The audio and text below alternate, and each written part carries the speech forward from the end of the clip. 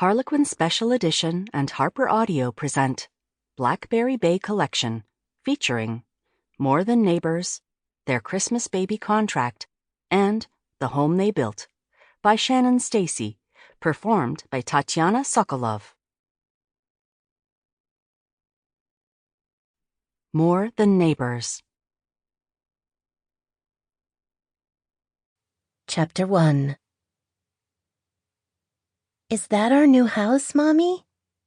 Meredith Price might have sat in her sporty SUV, strangling the steering wheel with white-knuckled fingers until the sun went down, if not for the tiny voice from the back seat. Yes, honey.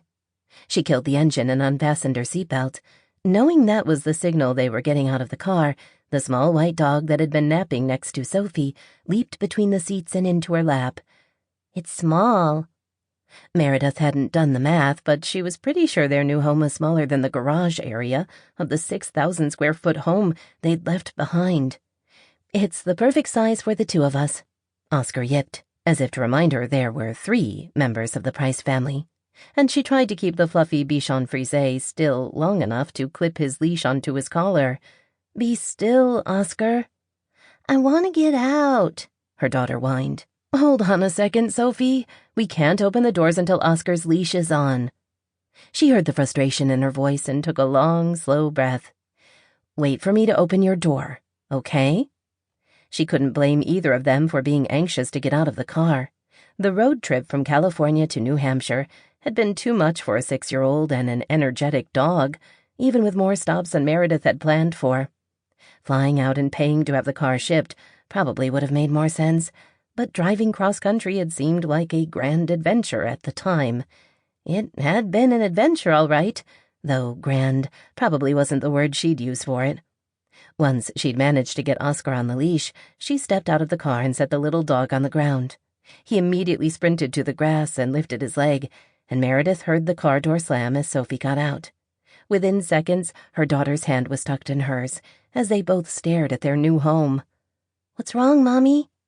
Forcing her expression to relax into a smile, she looked down at the sweet face that was a younger version of her own.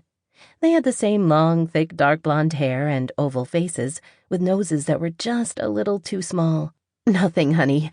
I'm just tired because that was a very long drive. You look scared. I'm not scared, silly.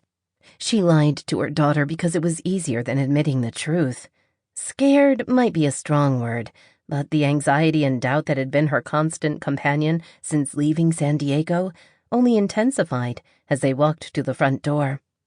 The home she'd bought from 3,000 miles away, based on nothing but a video tour, her gut instinct and hazy, warm memories of growing up happy in Blackberry Bay, New Hampshire. She punched the code the real estate agent had given her into the keypad next to the door. When the lock disengaged, she took another deep breath. They never really helped, and turned the handle. Sophie bolted inside and, as soon as the door was closed and Meredith unclipped his leash, Oscar scrambled after her.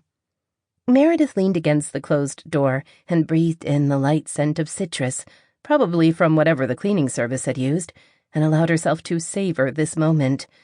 This was the place she'd chosen to start over.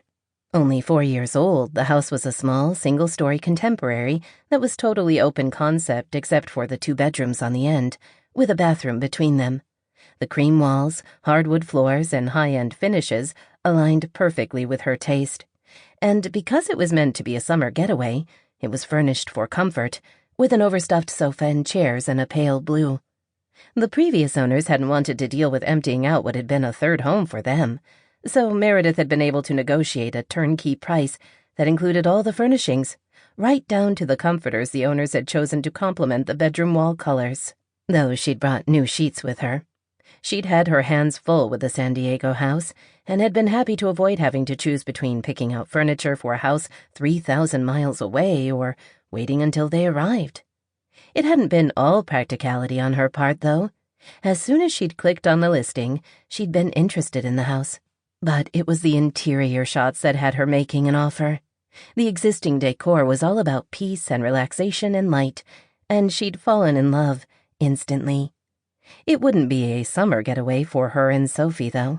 It would be their home, and judging from Sophie's excited chattering to Oscar, Sample complete.